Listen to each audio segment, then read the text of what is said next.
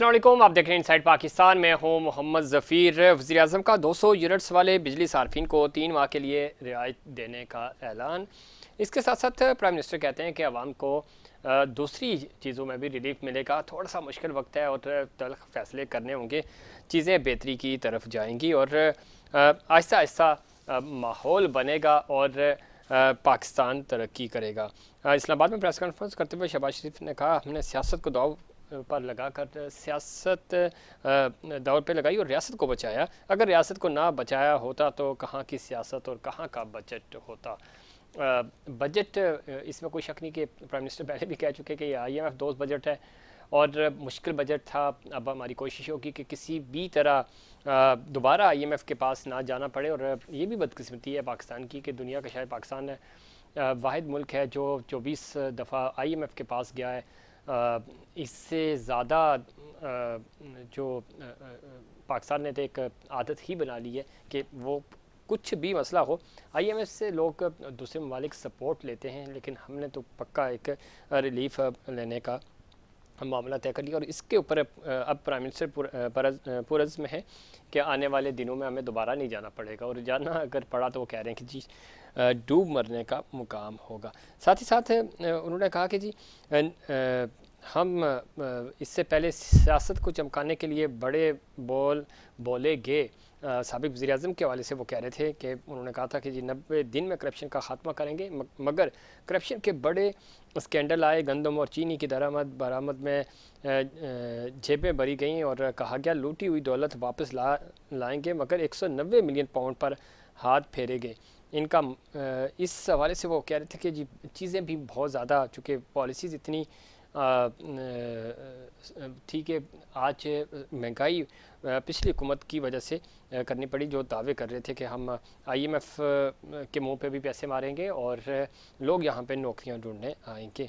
ज़ाहिर है इस वक्त प्रेशर है मौजूदा हुकूमत के ऊपर और मुख्तलिफ इंडस्ट्रीज़ के जो लोग हैं वो भी इस राह पे एहतजाज हैं, लेकिन ज़रा मुश्किल वक्त है और इसमें तमाम स्टेक होल्डर्स मिलकर ही साथ खड़े होंगे तो पाकिस्तान आगे बढ़ सकेगा।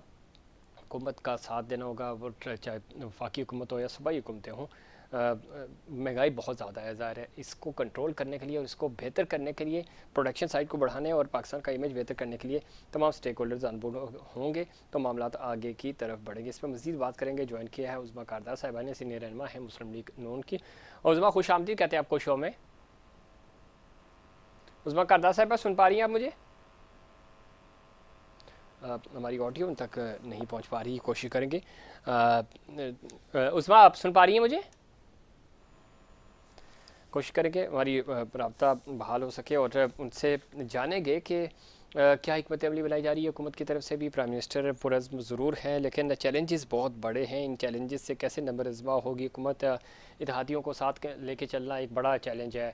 साथ ही साथ पाकिस्तान पीपल्स पार्टी के बड़ी शदीद तहफ़्फ़ुज़ात हैं और पाकिस्तान पीपल्स पार्टी चूँकि हुकूमत की इत्तेहादी नहीं है, लेकिन जब मुश्किल वक्त आता है तो वो ज़रूर सपोर्ट करते हैं। प्राइम मिनिस्टर के चुनाव का मामला हो, सदारती इंतखाबात हो, सेनेट का मामला हो, अभी बजट पास कराने की बात हो, पाकिस्तान पीपल्स पार्टी हुकूमत का साथ देती है, लेकिन पाकिस्तान पीपल्स पार्टी के तहफ़्फ़ुज़ात भी हैं। उस वक्त सुन पा रही हैं आप मुझे? जी जी, मैं सुन रही हूँ। किस तरह देखती हैं? एक तो आज प्राइम मिनिस्टर ने आज एक बार फिर इस अज़्म का इजहार भी किया और ऐलान किया है कि 200 यूनिट तक बिजली इस्तेमाल करने वाले सार्फिन को 3 माह के लिए रियायत देंगे, जो कि एक अच्छी बात है। इसके अलावा मुश्किल बजट था। प्राइम मिनिस्टर कल भी कह चुके हैं कि अब अगर IMF के पास 3 साल बाद दोबारा जाना पड़ा तो डूब मरने का मुकाम होगा। हमारी कोशिश है कि इन्वेस्टमेंट आए बाहर से, यहाँ पे काम हो और लोगों को रोज़गार के मौके मिल सकें। किस तरह देखती हैं हुकूमत की क्या पॉलिसी होगी और कैसे जो आपकी इत्तेहादी हैं उनको भी लेके आगे चलेंगे तमाम स्टेक होल्डर्स को, ताकि पाकिस्तान तरक्की कर सके? रहमान रहीम। बिल्कुल आप सही कह रहे हैं कि एक कड़वी गोली जिस तरह कुनीन की होती है उस तरह हमें ये बजट को फॉलो करना पड़ा है, क्योंकि IMF के पास जाना नागज़ीर था और 9 अरब डॉलर की ट्रांस जो अब है उसके बगैर पाकिस्तान जो है उसके लिए बहुत मुश्किलात दरपेश हो सकती हैं। तो जब ये IMF के जाहिर है उनकी कई शर्तें होती हैं। सबसे पहले तो यही शर्त होती है कि जी आपने सब्सिडी खत्म करनी है बिजली पे, गैस पे, पेट्रोल पे। तो हुकूमत ने कुछ जो उनकी शराइत थी जब वो पूरी की हैं, तो उसका इम्पैक्ट जो हमारे अवाम, खास तौर पे जो कमजोर तबका है, उससे बहुत उसका बुरा असर आया।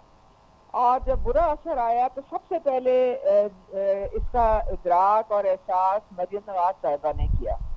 उन्होंने अनाउंस किया कि जी पंजाब में हम 200 यूनिट के जो सार्फिन हैं उनको सोलर पैनल फ्री देंगे, और 200 से जो 500 यूनिट तक सार्फिन हैं जी जी। उनको सूद फ्री कर्जा दिया जाएगा, जिसमें 75% हुकूमत देगी और 25% उनको खुद डालना पड़ेगा।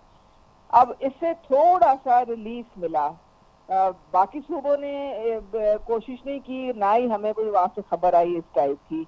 लेकिन आज चूंकि ये इतना मसला जो था वो सीरियस हो गया था, लोगों की वाकई चीखें निकल गई थी, तो प्राइम मिनिस्टर ने भी ये ऐलान किया है, क्योंकि 15 मिलियन ऐसे लोग हैं जो कि 200 यूनिट से कम इस्तेमाल करते हैं बिजली, और इसके लिए 50 अरब की सब्सिडी जो है वो देनी पड़ेगी। लेकिन उनके लिए जो ये प्राइस बढ़ी थी उसको वापस ले लिया गया है, और अगले 3 महीने उनको वही पुराने रेट से बिजली मिलेगी। तो हुकूमत जो है पूरी कोशिश कर रही। देखिए कौन सी हुकूमत या सियासी जमात है जो कि अपने वोट बैंक को डिस्टर्ब करना चाहेगी। ठीक। तो हालत में मजबूरी, बहुत मजबूरी से ये हम लोगों को कदम उठाना पड़ा था। और ये बात जहां तो भी उज़मा गुंजाइश, बिल्कुल ठीक कह रही है यहाँ पे, लेकिन इमीडिएटली क्या इकदाम किए जा रहे हैं? जैसे टूरिज्म है, आपकी ज़रूरी तरक्याती काम हो सकते हैं, इसके अलावा आईटी है, वहाँ पे आप नौजवान नस्ल को इंगेज कर सकते हैं, यूथ को इंगेज कर सकते हैं। इस हवाले से क्या डेवलपमेंट, ये वो एरियाज़ है जहाँ पे हुकूमत को बहुत ज़्यादा इन्वेस्टमेंट करने की ज़रूरत नहीं है, थोड़ा सा अगर यूथ को इंगेज किया जाए तो चीज़ें बहुत बेहतर हो सकती हैं, उसका फ़ायदा हुकूमत को भी होगा और बेरोज़गारी का खात्मा भी हो सकेगा। जी देखें, ये 18वीं तरमीम के बाद जो एनएफसी अवार्ड्स के बाद जी खास जी। तौर पे ये सारे जो हैं शोबाजात हैं, ये सूबों को चले गए। अब फेडरल हुकूमत के पास तो बेचारों के पास कुछ भी नहीं है इस वक्त ना, उनके पास तो सिर्फ एक फेडरल इस्लामाबाद की जो टेरिटरी है वही है। अगर ये इम्प्लीमेंट करना है यूथ के प्रोग्राम या इस तरह से और पब्लिक वेलफेयर के प्रोग्राम, तो ये सूबों को करने हैं। और पंजाब मेरे ख्याल में नंबर 1 है, क्योंकि यूथ को सबसे ज्यादा एंगेज पंजाब ने किया है। आपको पता है, आपके साथ ही वो जो 20,000 इलेक्ट्रिक बाइक्स का जो एक वादा किया था मरियम नवाज साहिबा ने, वो तैयार है। अब वो उसकी डिस्ट्रीब्यूशन बाकी रह गई है। सबसे पहले तो ये है। फिर उसके ठीक। बाद लैपटॉप स्कीम के लिए 7 अरब मुख्तस किए गए हैं, वो भी शुरू हो चुका है। फिर बच्चियों के लिए जो स्कूल्स हैं उनकी अपग्रेडेशन शुरू हो गई है, उनके लिए ट्रांसपोर्ट आ गई है, बसें आ गई हैं। आपने आज देखा कि एक जो टॉप किया मैट्रिक में, वो दानिश स्कूल के बच्चों ने किया। जी जी। तो ये दानिश स्कूल वो स्कूल है जो कि नून लीग का फ्लैगशिप प्रोग्राम था, और आज वही बच्चे लम्स में पढ़ रहे हैं, आज वही बच्चे आगा खान में पढ़ रहे हैं। एक जो डेली वेजर का जो बच्चा, उसको भी ये अपॉर्चुनिटी अल्हम्दुलिल्लाह मिल गई है। तो ये सारी चीजें यूथ के लिए हो रही हैं। फिर उनके लिए स्किल्स डेवलपमेंट प्रोग्राम बच्चियों के लिए खास तौर पे जो है वो शुरू किया गया है। तो उनकी उनकी वर्किंग एनवायरनमेंट सेफ बनाने के लिए उनके लिए वर्चुअल पुलिस स्टेशन जो है उसका इजरा किया गया है। तो बहुत सारी इस तरह की चीजें हैं जो कि पंजाब के लेवल पे हो रही हैं। बाकी सूबे जो है मेरे ख्याल में उनको पंजाब से सीखना चाहिए। ठीक है, अच्छी बात है, लेकिन एक चीज़ और है जो आप कह रही थी, टूरिज़्म है वो बराह रास्त ज़ाहिर है वफाकी हुकूमत के अंडर आता है, पॉलिसी वही बनाते हैं, इसके ऊपर भी फोकस होना चाहिए, ताकि अब एक से फ़ायदा ये होता है कि चूँकि फॉरेनर्स आते हैं और एक अच्छा माहौल मिलता है और उससे आपको इनकम भी होती है, तो इसके ऊपर भी कुछ फोकस किया जा रहा है। जी देखें, ये बहुत एक इम्पोर्टेंट सेक्टर है, और कई ममालिक हैं जिसमें थाईलैंड है और बहुत से ममालिक हैं जो कि चलते ही टूरिज्म से हैं। उनकी ज्यादा इनकम ही टूरिज्म जी से जी। होती है। लेकिन अफसोसनाक बात है कि हमारे मुल्क में इतनी खूबसूरत जगह हैं। आप देखें, नॉर्दर्न एरियाज को देख लें, आप सारी स्वात वैली, गुमराट, ये इतनी कराकोरम देख लें, क्या नहीं हमें अल्लाह ताला ने दिया। लेकिन हम कुछ हम हाउ देखें, सबसे पहले ये जो दहशतगर्दी का जो नासूर है ना, जी इसको हमें खत्म करना है। क्योंकि अगर सियाह तभी आते हैं अगर वो अपने आप को महफूज फील करें। बिल्कुल ऐसे ही। तो हम इसीलिए अज़्म इस्तेहकाम की तरफ अब बढ़ रहे हैं।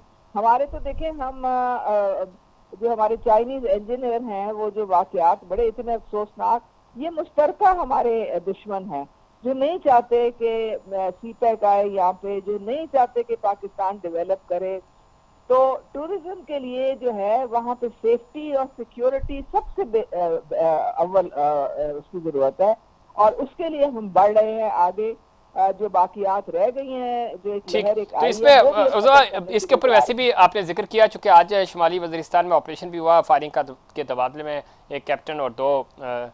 जी कैप्टन देखें, शहीद एक और दो जवान कैप्टन की फिर जी जी। जान गई है। तो ये चीज़ें हमारी फ़ौज पाकिस्तान कुर्बानियाँ दे रहे हैं, और अभी बिल्कुल अ, कुर्बानियां दे रहे हैं, पाकिस्तान के अवाम भी दे रहे हैं, पाकिस्तान की अफवाज भी कुर्बानियां दे रही है। इससे हमने इस नासूर को हमने हर हालत में मिटाना है, ठीक, खत्म तो करना इसी है। के साथ चूंकि ऑपरेशन अज़्म इस्तेहकाम भी शुरू होना है, उसके ऊपर भी बड़े अभी ज़रा APC भी बुलाई जाएगी, लेकिन आज जो हिसास इदारे को काल में मुदाखलत या सराग लगाने के का इख्तियार दिया गया, इसके ऊपर बड़ी तनकीद हो रही है, अपोजिशन बहुत तनकीद कर रही है। इस मामले को किस तरह देखती हैं आप? ऑपोजिशन को तो जी अल्लाह हिदायत दे। इनको मैं तो ये जरा निकाले ना पुरानी रिकॉर्डिंग्स, जरा आपने बानी साहब की रिकॉर्डिंग्स निकाल के सुन लें। वो उनसे जब मंसूर अली खान ने पूछा था यही हसास अदारों की जो रिकॉर्डिंग्स का, तो उन्होंने आगे से क्या जवाब दिया था। उन्होंने कहा था ये तो बहुत अहम और जरूरी चीज है, और मेरी भी टेपिंग होनी चाहिए, ताकि मुझे मुझे कोई अगर डर नहीं है तो फिर मैं क्यों घबराऊं कि मेरी अपनी टेपिंग हो रही है। देखें, बात सारी ये है कि ये जो हमने एक गलत फैसला लिया था कि हमने जो तालिबान हैं उनको आम माफी दे के, तो हमने यहाँ पे KP में हमने उनको सेटल कर दिया। ठीक, अब वो आ तो गए सारे, लेकिन जो रीग्रुपिंग हुई अफगानिस्तान में तालिबान की, अब वो उनको सहूलतकारी यहाँ से मिल रही है। और ये जो है इस उससे दहशतगर्दी, ये हमले, ये सारे जो आप देख रहे हैं, ये जो लहर है, ये वहां से ज्यादा आ रही है। तो इसको रोकने के लिए इंटेलिजेंस बेस्ड ऑपरेशन बहुत जरूरी है। इसमें कोई नकल मकानी नहीं हो रही है, कोई मिलिट्री ऑपरेशन नहीं है। लेकिन जब तक कॉल्स इंटरसेप्ट नहीं होंगी तो पता नहीं कैसे चलेगा। रोक रोक बंदा ठीक, इनको रोक कैसे सकते हैं। पूरी दुनिया में ये होता है, पूरी दुनिया में ये यही तरीका कार होता है दहशतगर्दी को ठीक है। और रोकने का। आप ये समझती हैं कि ये प्राइवेसी में इंटरफेयर नहीं है? देखिए, ये उस मकसद के लिए तो हो ही नहीं रहा ना। ये तो हम दहशतगर्दी से निपटने के लिए हम ये कर रहे हैं, ठीक, और उसमें चेक्स एंड बैलेंसेस बड़े हैं। उसमें 18 ग्रेड से ऊपर का जो ऑफिसर है, वो उसकी जिम्मेदारी है, वो सिर्फ ये कर सकता है, निचले लोग नहीं कर सकते। निचले बहुत शुक्रिया नहीं तो उज़मा कदा साहिबा प्रोग्राम में वक्त देने के लिए। और ये चूँकि इंफॉर्मेशन होल्ड करना और फिर इस तरह की जो एक टैपिंग है, रिकॉर्डिंग है, अब ये इजाज़त भी मिल गई है ऑफिशियली। पहले भी होती थी ये सारी चीज़ें, लेकिन हुकूमत ने प्रॉपर ये इजाज़त दे दी है। मकसद सिर्फ ये है कि इंटेलिजेंस बेस जो इंफॉर्मेशन और इस तरह की जो हसास और कौमी सलामती के मामला हैं उनको मॉनिटर किया जा सके। वक्त कमर्शियल ब्रेक का, ब्रेक से वापस आएंगे तो माशी सूरत हाल और ख़ास तौर पे पाकिस्तान तहरीक इंसाफ का मुस्तकबिल क्या होगा, क्या कोई बड़ा रिलीफ मिलने जा रहा है। अब चूँकि जो सबसे इम्पॉर्टेंट था मखसूस नशिस्तों का केस, वो समात मुकम्मल हो चुकी है, फ़ैसला महफूज कर लिया गया है। क्या फ़ैसला आएगा ये बहुत इंपॉर्टेंट है, इस पर बात करेंगे, लेकिन उससे पहले कमर्शियल ब्रेक।